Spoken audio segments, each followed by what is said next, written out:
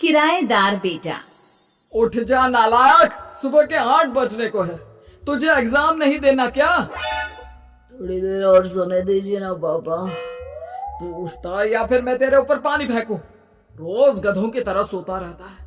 Paper की कोई tension ही नहीं है। और एक हमारा समय था जब हम पेपर में फेल होने के डर से रात भर पढ़ा करते थे, सो ही नहीं पाते थे। तो क्या आप उसका बदला मुझसे लेंगे? मैं 15 मिनट बाद उठ जाऊंगा, आप प्लीज जाइए, मुझे डिस्टर्ब मत कीजिए। इतना कहकर रौनक रजाई ढककर फिर से सो जाता है। तू ऐसे नहीं मानेगा, रुक मैं अभी पानी लेकर आता हूँ।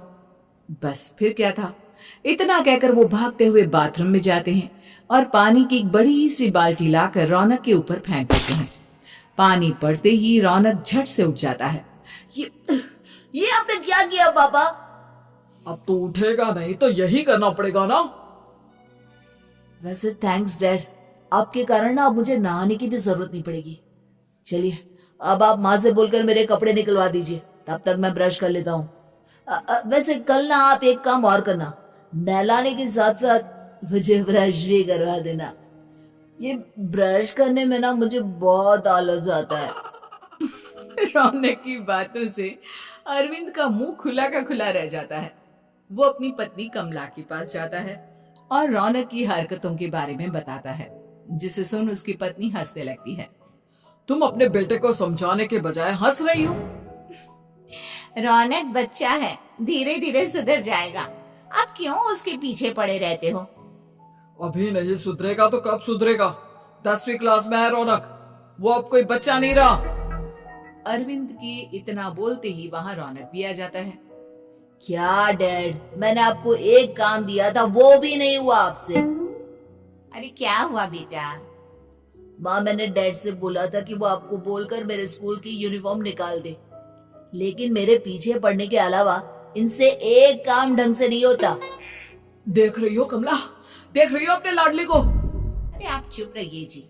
चलो बेटा, मैं तुम्हें कपड़े निकाल कर दे देती हूँ। बस ऐसे ही साल पर साल बीतते जाते हैं, लेकिन रौनक के रवैये में कोई बदलाव नहीं आता। वो पहले से भी ज्यादा आलसी और पूरी तरह अपने माता पिता पर निर्भर हो जाता है। 2 साल बाद पता नहीं कहाँ गायब रहता है पूरे दिन।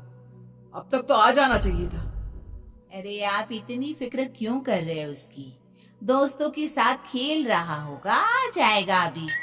ये कोई टाइम है खेलने का? 10 बजने वाले हैं, इतनी रात में कौन खेलता है? कमला कुछ कहती उससे पहले ही रौनक वहां आ जाता है। मम्मी जल्दी से खाना लगा दो, बहुत भूख लग रही है। तुम्हें तब तक खाना नहीं मिलेगा जब तक तुम बता नहीं देते कि इतनी रात गए कहाँ से आ रहे हो। ओ प्लीज डैड, अब आप एसी पे प्रद्युमन बनकर मेरे सर पर बंदूक लेकर मत बैठ जाना। अपनी फालतू की बकवास बंद कर और बता कहाँ से आ रहा है। माँ अब समझाइए ना डैड को। बता देना बेटा, इनको भी तसल्ली हो जाएगी। आप बोल रही हैं तो बता देता हूँ, मैं दोस्तों के साथ मूवी देखने गया था, इसलिए देर हो गई। तो इन सब चीजों में मेरे पैसे उड़ाता है। कभी 1 रुपया कमाने के बारे में सोचा है तूने? जब देखो हवा की तरह पैसे उड़ाता रहता है। माँ अब आप इन्हें चुप करा दीजिए, वरना ना मुझे गुस्सा आ जाएगा। अच्छा क्या कर लेगा? बता ना क्या कर लेगा तू? वैसे बात तो ठीक ही है, मैं कर ही क्या सकता हूँ। पैसे तो फिर भी मैं आपसे ही मांगूंगा ना। चलिए अब ये सब बात छोड़िए और मम्मी मेरे लिए खाना लगा दीजिए। अभी लगा देती हूँ बेटा। मैं बता रहा हूँ कमला, एक दिन ये ऐसे ही बिगड़ जाएगा। उफो, आप क्यों इतना पीछे पड़े रहते हो मेरे बच्चे के? बात की बात में देखेंगे, अभी आप शांति से उसे खाना खाने देंगे। अगले दिन डैडी मुझे 10,000 रुपए चाहिए। हाँ? अब इतने पैसे क्यों चाहिए तुझे? डैड आप बिना सवाल किए कभी पैसे नहीं दे सकते क्या? जब तक तू बताएगा नहीं तुझे पैसे भी नहीं मिलेंगे। अरे अब आप अपने बेटे को पैसे भी नहीं दे सकते? नालायक, तेरी उम्र के लोग नौकरी करते हैं और एक तू है जो नौकरी करने का नाम ही नहीं लेता कभी। आप लोगों के होते हुए भला मैं नौकरी क्यों करूं? अरे हम कब तक पैसे देंगे तुझे? तुझे भी तो अपने पैरों पर खड़ा होना होगा ना। कौन सा उधार के पैरों पर खड़ा हूं? अपने ही तो पैरों पर खड़ा हूं मैं। इसी तरह रौनक दिन प्रतिदिन लापरवाह होता जाता है। उसकी लापरवाही को देखते हुए अरविंद और कमला अपने बेटे की शादी कराने का फैसला लेते हैं और 1 महीने के अंदर अंदर ही रौनक की शादी मेघा नाम की लड़की से करा देते हैं। शादी के कुछ दिन बाद, रौनक, मुझे एक अच्छी सी साड़ी चाहिए, आप ला दोगे ना? हाँ, क्यों नहीं। कितने तक की आती है साड़ी? यही करीब 5,000 तक की। तुम चिंता मत करो, मैं आज ही डैडी से पैसे मांगकर तुम्हारे लिए साड़ी ले आऊंगा। आप कब तक ऐसे ही अपने पापा से पैसे मांगते रहेंगे? कोई अच्छी सी नौकरी क्यों नहीं कर लेते आप? अरे डैड के होते हुए मुझे नौकरी करने की जरूरत ही क्या है? पर आप ऐसे कब तक उनसे पैसे मांगते रहेंगे? कुछ आपको अपने दम पर भी तो करना होगा ना। अब तुम भी बाकी लोगों की तरह मुझे ज्ञान देना शुरू मत कर देना। साड़ी चाहिए ना तुम्हें, मिल जाएगी बस। इतना कहकर रौनक अपने पिता से पैसे मांगने चला जाता है। डैडी, मुझे 5,000 रुपया चाहिए। अब 5,000 क्यों चाहिए तुझे? वो मेघा को साड़ी चाहिए थी। अरविंद आगे बिना कुछ कहे चुपचाप उसे पैसे निकाल कर दे देता है। कुछ दिन बाद, तुम्हें नहीं लगता कमला, रौनक हम पर पहले से भी ज्यादा डिपेंड हो गया है? मुझे तो अब उसके भविष्य की चिंता होने लगी है। कल को हमें कुछ हो गया तो वो क्या करेगा? काश तुमने पहले ये सोच लिया होता तो आज हमारा बेटा इतना लापरवाह नहीं होता। तब मुझे कहाँ पता था कि मेरा लाड प्यार उसे इतना बिगाड़ देगा कि वो इस हद तक लापरवाह बन जाएगा। कोई बात नहीं, अभी भी देर नहीं हुई। मुझे पता है उसे कैसे सुधारा जा सकता है। कैसे? अरविंद कुछ कहता उससे पहले रौनक वहां आ जाता है और पैसों के लिए हाथ फैलाने लगता है। डैड, मैं और मेघा बाहर घूमने जाना चाहते हैं। अरे वाह, ये आज सूरज कहाँ से निकला है?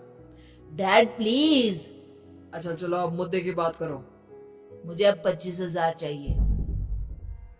अब तुम्हें 1 रुपया भी नहीं मिलने वाला। अगर तुम्हें पैसों की इतनी ही जरूरत है तो कोई ढंग की नौकरी कर लो। मम्मी, आप कुछ कहिए ना डैड को। बेटा, वो गलत क्या बोल रहे हैं? ये सब हम तेरे भले के लिए ही तो कर रहे हैं। मम्मा, मैंने बताया ना आपको, मुझे नहीं करनी कोई जॉब वॉब। तो ठीक है, निकल जाओ हमारे घर से। तुम्हारे जैसे लोगों के लिए मैंने ये घर खड़ा नहीं किया है। जितना ये घर आपका है ना, उतना ही मेरा भी है। मैं कहीं नहीं जाने वाला। जाना तो पड़ेगा ही तुझे, क्योंकि अब मैं तेरा कोई भी खर्चा नहीं उठाने वाला। ठीक है, मत उठाइए मेरा खर्चा, मैं अपने दम पर भी जी सकता हूँ। तो बेशर्मों की तरह अब तक यहाँ क्यों खड़ा है? अपना सामान ले और निकल जाए यहाँ से। रौनक पैर पटकते हुए वहां से चला जाता है। घर से निकालना जरूरी है क्या उसे? बिना पैसों के कौन रखेगा उसे किराए पर? अगर उसका भविष्य सुधारना है तो हमें अपने दिल पर पत्थर रखकर ये कदम उठाना ही होगा। दोनों बात कर रहे होते हैं कि रौनक अपनी पत्नी के साथ एक बड़ा सा बैग लेकर घर से निकल जाता है, लेकिन घर से बाहर उसे कोई भी मुफ्त में अपने घर किराए पर नहीं रखता। अंत में थक हार कर वो फिर से अपने घर चला जाता है। क्या हुआ? थोड़ी देर पहले तो दहाड़ते हुए घर से निकला था, अब क्या हुआ? नहीं रखा ना किसी ने तुझे किराए पर? डैड प्लीज, मैं कुछ दिनों में कोई अच्छी सी नौकरी शुरू कर दूंगा। आप तब तक तो हमें रख लीजिए प्लीज। सुबह से रात हो चुकी है लेकिन कोई हमें रखने को राजी नहीं है। अब आप ही बताइए, इतनी रात को मैं मेघा को लेकर कहाँ जाऊंगा? ठीक है ठीक है, बहू की वजह से मैं तुझे घर पर रख रहा हूँ, लेकिन तू इस घर में एक बेटे की नहीं बल्कि एक किराएदार की हैसियत से रहेगा। 3 महीने है तेरे पास। इन 3 महीनों के अंदर अंदर मुझे तेरी पहली तनख्वाह हाथ में चाहिए, समझ गया? पक्का डैड, इन 3 महीनों के अंदर अंदर तो कोई बढ़िया सी नौकरी ढूंढ ही लूंगा मैं। ऐसे ही धीरे धीरे समय बीतने लगता है और अरविंद के दिए 3 महीनों में से 2 महीने बीत चुके होते हैं। पापा जी ने हमें 3 महीने दिए थे, जिसमें से 2 महीने तो बीत चुके हैं। अब ये आखिरी महीना बचा है। अरे तुम चिंता मत करो, आज मेरा ना 2 जगह इंटरव्यू है, दोनों में से कहीं ना कहीं तो जॉब लगी जाएगी। अच्छा, all the best. Raunak interview के लिए निकल जाता है, जिसके बाद शाम में रौनक घर आता है। कैसा गया इंटरव्यू? आपकी नौकरी लगी या नहीं? अरे पहले सांस तो ले लेने दो अच्छे से। बताइए ना, मुझसे तो जरा भी इंतजार नहीं हो रहा है। वो दरअसल बात यह है कि मेरी नौकरी तो लग चुकी है, लेकिन पैसे बहुत कम है। कितने पैसे हैं? 15,000। इतने में अरविंद और कमला मिठाई का डिब्बा लेकर आ जाते हैं। बधाई हो बेटा। हम जानते थे तेरी जॉब जरूर लगेगी। लेकिन मेरी सैलरी बहुत कम है मम्मा। कम है तो क्या हुआ, धीरे धीरे बढ़ जाएगी। हाँ बेटा, हम तो बस चाहते थे कि तू अपने पैरों पर खड़ा हो जाए। मतलब अब आप मुझे घर से नहीं निकालेंगे? नहीं, ये सब हमने तुझे जिम्मेदार इंसान बनाने के लिए किया था। Thank you mummy papa. अगर आप दोनों ऐसा नहीं करते तो मुझे कभी अपनी जिम्मेदारियों का एहसास तक नहीं होता। आज आपने मुझे सिखा दिया कि इंसान का अपने पैरों पर खड़ा होना भी जरूरी होता है। इतना कहकर रौनक झट से अपने माता पिता के गले लग जाता है और अपनी कमाई की पहली तनख्वाह वो अपने माता पिता के हाथ में सौंपता है। इस तरह रौनक एक गैर जिम्मेदार व्यक्ति से एक जिम्मेदार व्यक्ति बन जाता है।